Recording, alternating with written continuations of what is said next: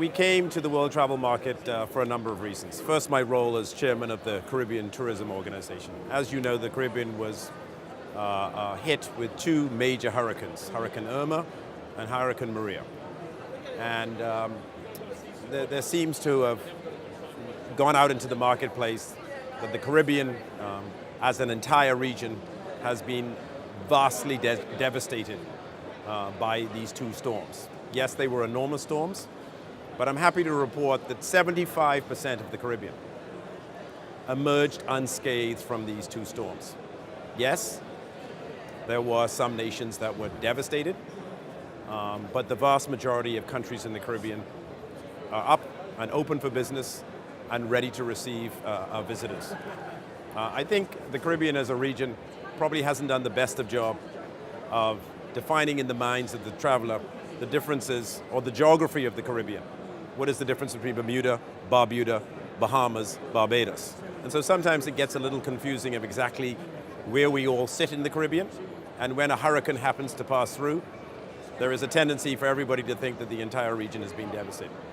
Hurricanes are very limited in their diameter and do substantial damage to a very small region. So I want to tell the traveling public that the Caribbean, by and large, emerged unscathed from these two terrible and strong storms and is open for business, and life goes on as it has in many of the countries there.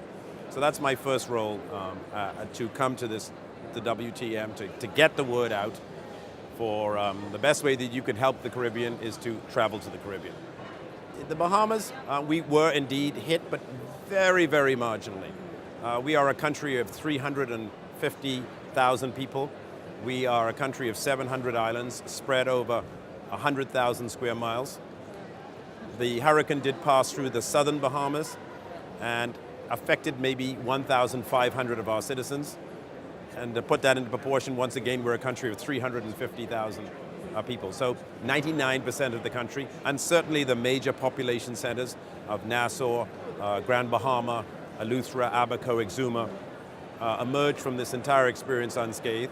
And so we're up and open for business, and life goes on as it has before the storm, continues after the storm. So coming on stream in the Bahamas is a project that's been under the works for quite some time. It's called Bahamas, which is 2,300 rooms and encompasses a Grand Hyatt, SLS, and a Rosewood. And that hotel is beginning to come on stream with a 100,000 square foot casino and many, many, many thousands of square foot of convention and conference space. So this is the first major development of a substantial size to take place on the island of Nassau in many, many years. And obviously there are a lot of other hotel developments that are coming on stream in the Bahamas.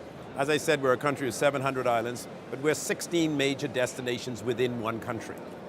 And so the other islands, the smaller islands, are your more boutique, off the beaten path, your sort of idyllic view of a Caribbean holiday.